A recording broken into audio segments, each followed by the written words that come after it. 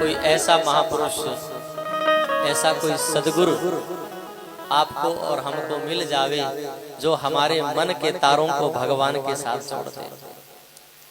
और ऐसा जब अवसर घटित होता है, ऐसी जब कृपा होती है, तब जीवन में भागवत जी प्रकट होती है।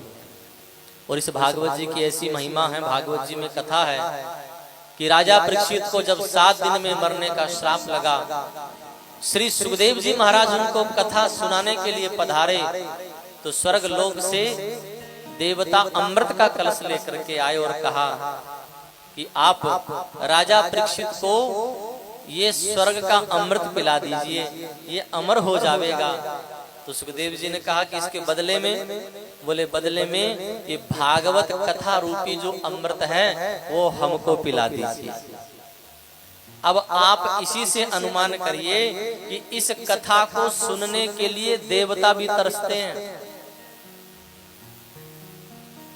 आपको एक बात बतावें, हो सकता है आपको थोड़ी अटपटी लगे, ये जो स्वर्ग है ना बहुत बढ़िया जगह नहीं है। आप लोगों में कोई स्वर्ग जाना चाहता है? हाथ खड़े करो। हाँ, डर डर के उठा रहे हैं, महाराज जी ने गड़बड़ बता दिया तो पता नहीं क्या होगा, इसलिए कोई आधा उठा रहा है, कोई उठा ही नहीं रहा।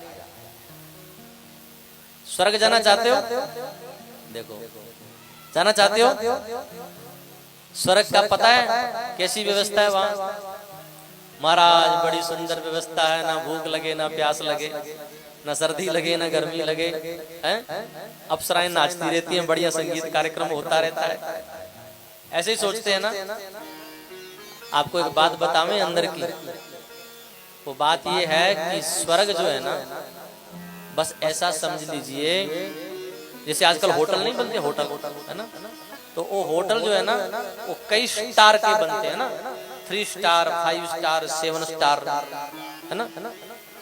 तो बस ऐसे ही समझ लीजिए कि थोड़ी सी और ज्यादा सुविधाएं हैं वहां पर, और है कुछ नहीं। जैसे आप होटल में चले जाओ, चाहे बड़े से बड़े मुंबई के ताज होटल में भी चले जाओ, लेकिन होगा क्या, जितने दिन का आपने कमरा बुक किया है उतने ही दिन आपको वहां रुकने दिया जाएगा। और जैसे ही आपका बिल समाप्त हुआ, तुरंत आपको सूचना आएगी, भैया कमरा खाली करो, और रहना है तो पेमेंट करिए और पैसा जमा करिए। बस स्वर्ग ऐसा ही है। ये पुण्य की जो कमाई है ना, जो हम लोग पुण्य करते हैं, उन पुण्य की, वो जो पुण्य की कमाई है वो जब तक रहती है, उसका बल जब तक है तब तक आप स्वर्ग में हो। और जैसे ही वो पुण्य का बैलेंस खत्म हुआ, भगवद गीता कहती है क्षीणे पुण्य मर्त्य लोकम विशंति, यहीं आके फिर से गिरोगे। तो अब आप बताओ, जहां जाकर के फिर से यहीं आके गिरना है, ऐसी जगह जाना अच्छा है क्या?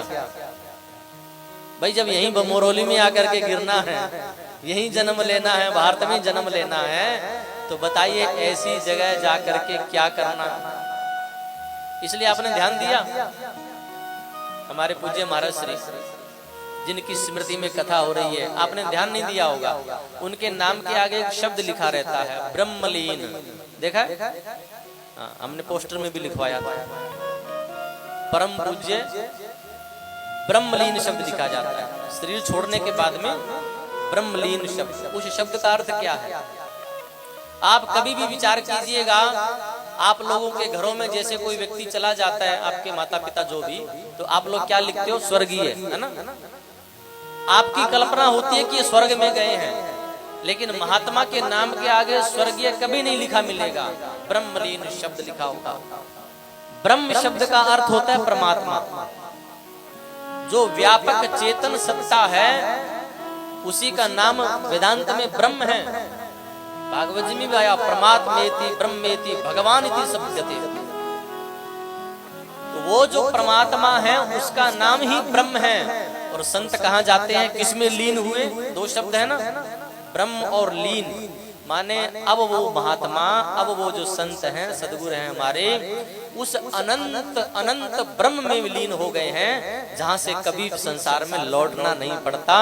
माने वो सदा सर्वदा के लिए पहले जीवन मुक्त थे, अब वो विदेह मुक्त भी हो गए, अब वो संसार में लौट के नहीं आवेंगे।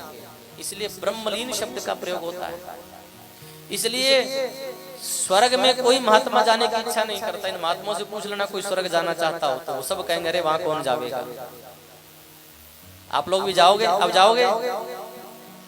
कहां जाओगे?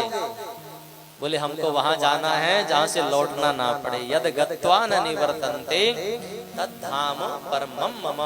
भगवान गीता में कहते हैं मेरा धाम वो है जहां एक बार कोई पहुंच गया तो फिर लौटता नहीं है, ऐसा मेरा परम धाम है।